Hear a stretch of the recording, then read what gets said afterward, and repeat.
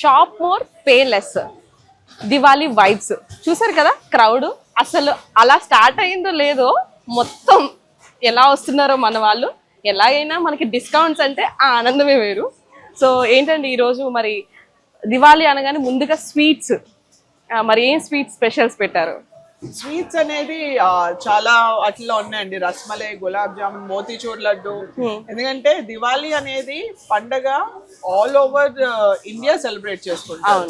ఇప్పుడు కొన్ని పండుగలు ఉంటాయి, కొన్ని రీజన్స్ సెలబ్రేట్ చేసుకుంటారు, బట్ దివాళీ అనేది అన్ని రీజన్స్ వాళ్ళు సెలబ్రేట్ చేసుకుంటారు.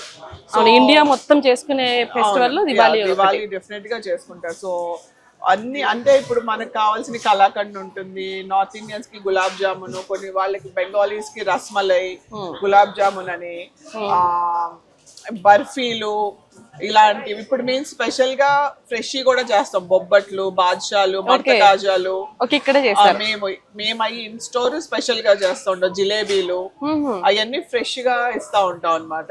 So they are lot of sweets that we do specially for Diwali. ఇంకా దివాళీ స్పెషల్ స్వీట్స్ అనేవి కూడా కొన్ని ఉంటాయి.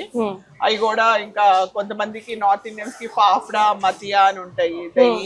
దివాళీ తెలుగు వాళ్ళే కాకుండా మొత్తం నార్త్ ఇండియన్స్ కూడా అందరికి వచ్చే విధంగా చూసి దాన్ని బట్టి చేస్తా ఉంటాం స్వీట్స్. ఇప్పుడు స్వీట్స్ తో పాటుగా క్రాకర్స్ కూడా అంతే స్పెషల్. చూసాను చాలా స్టాక్ వచ్చింది. సో అన్ని దొరుకుతున్నాయి ఇండియాలో మనం ఏదైతే అది దొరుకుతాయండి. మేము ఒక మెయిన్ TNT ఫైర్ వర్క్స్ అని వెండర్ తోనే మాట్లాడుకుంటాం. సో లైసెన్స్డ్ ఫైర్ వర్క్స్ అన్నమాట.